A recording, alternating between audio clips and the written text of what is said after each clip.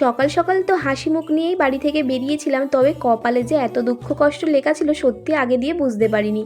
আজ যাব টালিগঞ্জের বাড়িতে, কারণ আমাদের টালিগঞ্জের ওইখানে অন্নপূর্ণা ভাণ্ডারের ফর্ম দিচ্ছে, কম বেশি অনেক জায়গাতেই তো দিচ্ছে ফর্ম। তাই শাশুড়ি মা বললো যে এই বাড়িতে চলে এসো, এসে ফর্ম ফিল আপ করে জমা দিয়ে দাও। আর এদিকে আমার বরের আবার একটু খিদে পেয়ে গেছিলো, তাই রাস্তায় দাঁড়িয়ে একটু কচুরি খেয়ে নিলাম। আর তারপরে বাড়িতে এলাম, এসে দেখলাম মা রান্না করছে। মায়ের রান্না শেষ হলেই আমরা কিন্তু চলে যাব আমাদের সামনে যে ওয়ার্ড অফিস রয়েছে সেখান থেকে ফর্ম নিয়ে ফিল আপ করে জমা দেব। তো আমি তো ভেবেছিলাম একদিনেই কাজ হয়ে যাবে, কারণ প্রত্যেক দিন কবরডাঙ্গা থেকে টালিগঞ্জ আপ ডাউন করা খুবই অসুবিধা হয়। তো সেই কারণে ভেবেছিলাম একদিনেই যা হবে করে আসব। তবে আমাদের কপাল এতটাও ভালো নয়, গিয়ে তো দেখলাম কি বিশাল বড় লাইন। তো যাই হোক, মা বললো তুমি এক জায়গায় বসো, আমি লাইনে দাঁড়াচ্ছি। যেহেতু মা ওখানকার সবাইকে চেনে জানে, আমি তার সবাইকে অতটা চিনি না।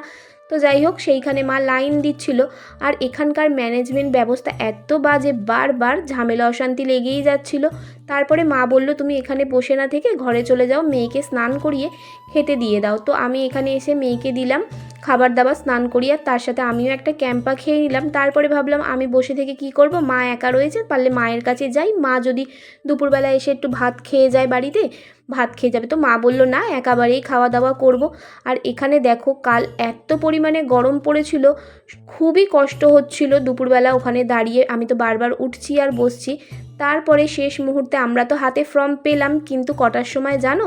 সেই 11:30টায় লাইন দিয়েছিলাম, আর ফর্ম পেলাম দুপুর 3টের সময়। তো ফর্ম তো নিয়ে নিয়েছি, এরপরে ফিল আপ করে জমা দেব।